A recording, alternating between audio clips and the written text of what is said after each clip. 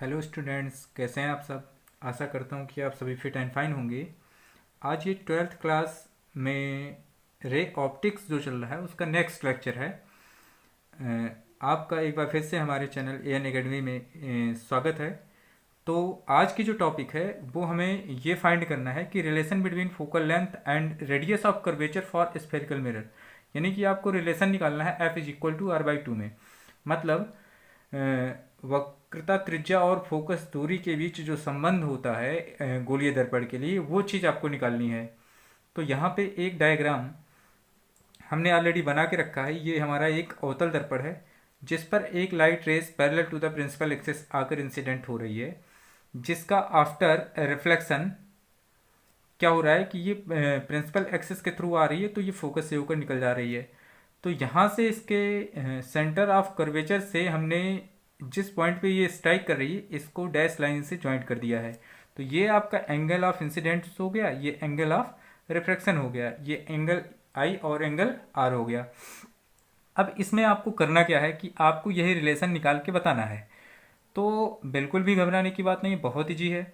आप इसमें ये ज़रा कंसिडर करिए कि जब हम पीछे बात कर रहे थे तो हमने ये बताया था कि दर्पण के द्वारक पर यानी कि इस अपर्चर पर अगर हम इसके सेंटर ऑफ कर्वेचर से कोई भी लाइन ड्रॉ करें तो वो हमेशा क्या किसका काम करेगी, अभिलंब का। तो ये देखिए बी सी लाइन क्या है, ये सेंटर ऑफ कर्वेचर को ही मिला रही है, यानी कि इस गोले के सेंटर को मिला रही है, तो ये अभिलंब का काम करेगी। मतलब यहाँ पे ये 90 बना रही है, इसलिए ये हमारी इंसिडेंट रे हो गई, ये हमारी रिफ्लेक्टिव रे हो गई। अब चलिए बात करते हैं आगे। तो हम लोगों ने जो लॉज ऑफ रिफ्लेक्शन पढ़े हैं उसके अकॉर्डिंग हमको क्या मिलेगा कि एंगल ऑफ, मतलब आप लिखेंगे as Son in figure,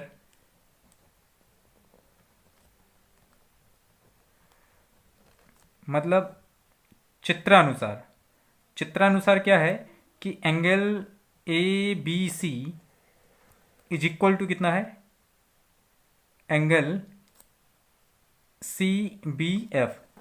C B F ये है ना, क्यों है, क्योंकि परावर्तन के नियम से, परावर्तन के नियम से यही है।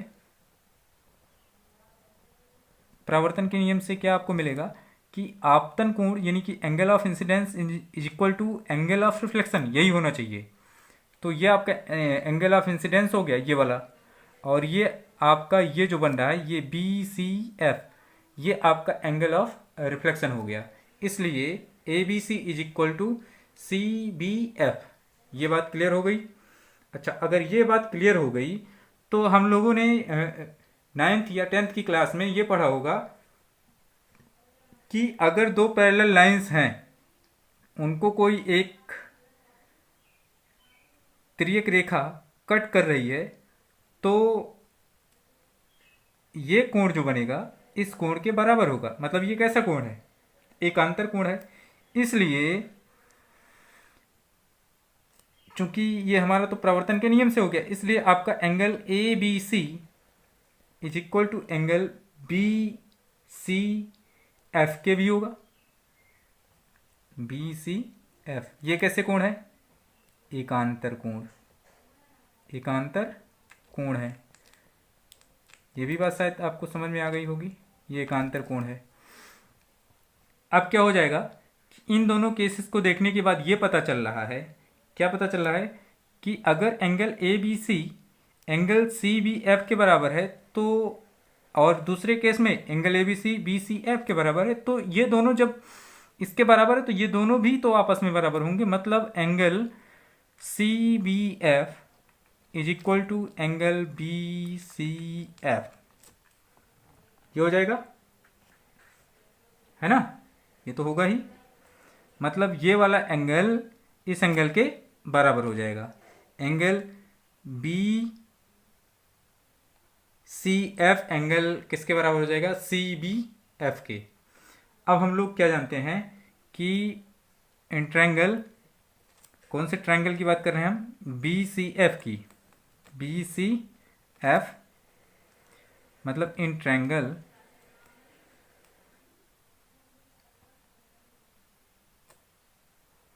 इन ट्रायंगल बी सी एफ क्या आपको मिल जाएगा कि साइड की बात कर लें, इस देखिए ये दोनों एंगल्स जब बराबर हो गए तो इनके सामने की भुजाएं भी क्या हो जाएंगी बराबर, क्योंकि एक थ्योरम है जिसमें ये बोला जाता है कि बराबर भुजाओं के सामने के कोण भी बराबर होते हैं, या ऐसा कह लें कि बराबर कोण के सामने की भुजाएं भी बराबर होती हैं। तो यहाँ पे हम लिखेंगे कि यहाँ से हो जाएगा, इसलिए B F is equal to F सी।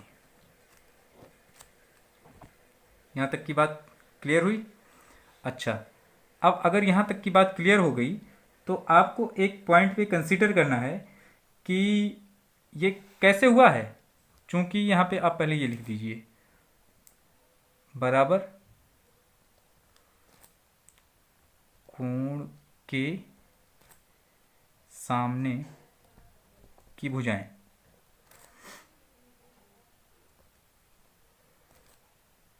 इस वजह से ये चीज हुई है।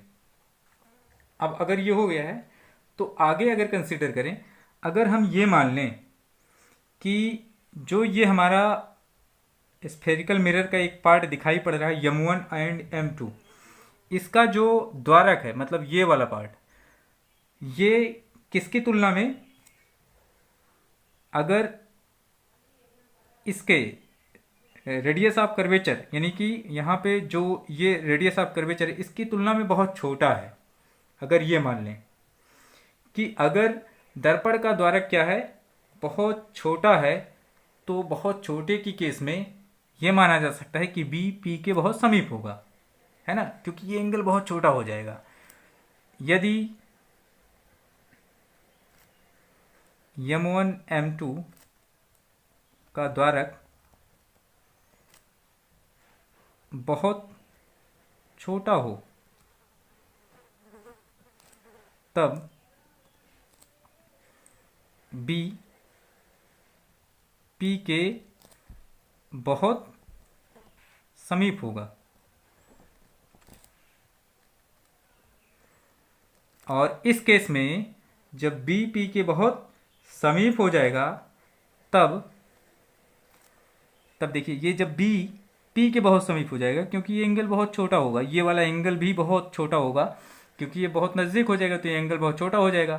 तो ये वाली साइड जरा देख लीजिए, या इसी में बात कर लें कि ये बी पी के बहुत समीप होगा तो ये भी एंगल बहुत ज़्यादा छोटा हो जाएगा। तो ऐसी केस में तब क्या हो जाएगा, B F is equal to क्या हो जाएगा, पी एफ के। ये केस बनेगी ना, B F is equal to P F. ये लगभग यहाँ पे आप लिख सकते हैं, 100% तो बराबर नहीं होंगे लेकिन लगभग बराबर हो जाएंगे। अब देखिए B F is equal to P F है और B F is equal to F C है ना, ये दोनों केसेस आपको दिखाई पड़ रही हैं। अतः आपको क्या मिल जाएगा कि ये दोनों साइड बराबर है तो ये दोनों साइड भी बराबर हो जाएगी। F C is equal to क्या हो जाएगा, पी एफ के। F C is equal to क्या हो जाएगा, पी एफ के। चलिए तो आगे देखते हैं। जब F C is equal to P F के बराबर हो जाएगा, F C is equal to P F के लगभग बराबर है, यानी कि बराबर हो जाएगा, तो हम क्या लिख सकते हैं, हम ये लिख सकते हैं कि P C is equal to कितना हो जाएगा, P C is equal to P C. इसको हम दो पार्ट्स में ब्रेक करके लिख सकते हैं, एफ सी प्लस कितना लिख सकते हैं, एफ पी या पी एफ, दोनों में से कुछ भी कह सकते हैं, but F C is equal to क्या है, पी एफ के। Therefore P C is equal to क्या हो जाएगा, एफ पी या P F is P F plus P F, F P कुछ भी लिखें यही होगा। या P C is equal to आपको क्या मिल जाएगा, 2 क्रॉस एफ पी, ये चीज हो जाएगा। और पी सी क्या है, P C is radius of curvature यानी कि R is equal to 2 cross F P को ही फोकल लेंथ हम कहेंगे, तो यही आपका फोकल लेंथ है, तो ये हो जाएगा F. It means is that F is equal to क्या हो जाएगा, R by 2, hence proved. Easy है, आप इसमें बिल्कुल आसानी से आप इसको कर सकते हैं। आप इसका स्क्रीनशॉट लेके इसको आप नोट कर सकते हैं। अब यहाँ से आप जो, जैसे कि मैंने यहाँ पे जो फिगर में बताया है, ये फिगर, ये मैंने क्या लेके बताया है, ये मैंने बताया है आपको एक अवतल दर्पण लेके। अवतल दर्पण है ये, गोलीय दर्पण का ही एक प्रकार है। इसी तरह से जिस तरह से हमने प्रूव किया है, आप उत्तल दर्पण बनाएं और उत्तल दर्पण से आप इस चीज को आसानी से कर सकते हैं, चाहे उत्तल से करें चाहे अवतल से करें, आएगा सेम यही। आप उत्तल से करिएगा, उत्तल दर्पण से अगर आप लगा लीजिएगा तो बहुत अच्छी बात है। अगर आपको कहीं प्रॉब्लम होती है तो आप ज़रूर हमें कमेंट बॉक्स में कमेंट करके बताइएगा। अगर कहीं पे प्रॉब्लम होती है तो उसको हम 100% दूर करेंगे। अब हम लोग बात कर लेते हैं कि इमेज फॉर्मेशन जो होता है, image formation by spherical mirror.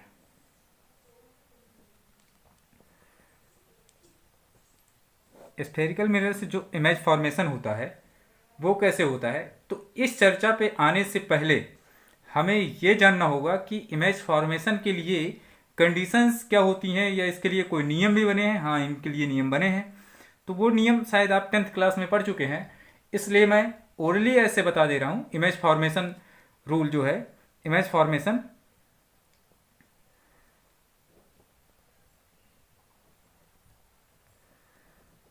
Rule यानी कि प्रतिबिंब बनने के नियम जो हैं, वो चाहे हम मिरर की बात करें, वो मिरर हमारा चाहे गोलीय में उत्तल हो चाहे अवतल हो, तो उन सभी के लिए इमेज फॉर्मेशन का क्या रूल है वो मैं बताता हूँ। पहला वाला ये है कि अगर कोई प्रकाश की किरण, अगर कोई प्रकाश की किरण मुख्य अक्ष के समांतर आती है तो दर्पण से परावर्तन के पश्चात, दर्पण से परावर्तन के पश्चात वो दर्पण के फोकस से होकर जाएगी। पहला नियम क्या है कि यदि कोई प्रकाश की किरण मुख्य अक्ष के समांतर आती है तो दर्पण से परावर्तन के पश्चात वह दर्पण से परावर्तन के पश्चात वह फोकस से होकर गुजरेगी। ये आपका पहला नियम है। फिर से रिपीट करता हूं कि अगर कोई प्रकाश की किरण मुख्य अक्ष के समांतर आती है तो दर्पण से परावर्तन के पश्चात वो फोकस से होकर गुजरेगी। मुख्य फोकस इसका जो होगा या फोकस जो होगा उससे होकर गुजरेगी। दूसरा वाला क्या है कि अगर कोई प्रकाश की किरण इस सेंटर ऑफ कर्वेचर से होकर दर्पण पर आपतित होती है तो परावर्तन के पश्चात, मतलब यहां से अगर इसको थोड़ा सा अपर्चर हम इसका बड़ा बनाएं, तो अगर कोई प्रकाश की किरण कुछ इस तरह से इसके सेंटर ऑफ कर्वेचर से सेंटर से होकर आ रही है, जिसे सेंटर ऑफ कर्वेचर हम कहते हैं, तो दर्पण से परावर्तन के पश्चात पुनः वह उसी मार्ग में वापस लौट आती है। ये इसका दूसरा नियम है। यानी कि सेंटर ऑफ कर्वेचर से आने वाली जो प्रकाश की किरणें होंगी वो एग्जैक्टली उसी वे में रिटर्न हो जाएंगी विदाउट एनी डिस्टरबेंस। तीसरा और आखिरी नियम जो है इसी का अपोजिट, यानी कि अगर कोई प्रकाश की किरण, पहले का अपोजिट, अगर कोई प्रकाश की किरण या प्रकाश की किरण जो दर्पण के फोकस से होकर आती है, यहाँ पे C है यहाँ पे F है, अगर फोकस से होकर आती है इस तरह से, तो दर्पण से परावर्तन के पश्चात वह मुख्य अक्ष के समांतर हो जाती है इस तरह से। तो बहुत ईजी है, इसमें कोई दिक्कत नहीं। पहला क्या है कि यदि कोई प्रकाश की किरण मुख्य अक्ष के समांतर आएगी तो परावर्तन के पश्चात फोकस से होकर जाएगी। दूसरा, अगर सेंटर ऑफ कर्वेचर से या सेंटर से होकर आती है, वक्रता केंद्र से होकर जाती है, तो दर्पण से परावर्तन के पश्चात उसी मार्ग में वापस लौट आती है। और तीसरी कंडीशन ये है कि अगर फोकस से होकर प्रकाश की किरण आती है तो परावर्तन के पश्चात मुख्य अक्ष के समांतर हो जाती है। कहीं कहीं किसी किसी किताब में ये दिया होता है कि जो प्रकाश की किरण आकर यहाँ पे इसके पोल पर टकराती है, यानी कि पोल के इधर किसी एंगल पर आती है ऐसे। अगर कोई प्रकाश की किरण दर्पण के ध्रुव पर आकर आपतित होती है इस तरह से कुछ, तो उसका प्रावर्तन के द्वितीय नियमानुसार होता है, इस तरह से होता है। तो ये मुझे लगता है कोई नियम नहीं है, इसको हम लोग जानते हैं, क्योंकि यहाँ पे जो पोल होता है ये अविलंब का काम करता है। तो ये प्रावर्तन का दूसरा नियम क्या था, angle I is equal to angle R. कहने का मतलब ये होगा ये कोण इस कोण के बराबर होगा। तो आप इसको कंसीडर करने की कोई जरूरत नहीं, ये जनरल चीजें हैं कि अगर कोई प्रकाश की किरण दर्पण के ध्रुव पर आपतित होती है तो उसका प्रावर्तन के द्वितीय नियमानुसार होता है, ऐसा है। लेकिन इसमें कोई दिक्कत नहीं है। तो आज के वीडियो में बस इतना ही। अगले वीडियो में हम लोग सीखेंगे कि किस तरह से इमेज फॉर्मेशन होता है यूजिंग स्फेरिकल मिरर, यानी कि स्फेरिकल मिरर से इमेज कैसे बनते हैं, वो चीज़ हम लोग पढ़ेंगे। तब तक के लिए थैंक यू। आप इस चैनल को सब्सक्राइब करना ना भूलिएगा और वीडियो को ज़्यादा से ज़्यादा लाइक और शेयर कीजिए। धन्यवाद।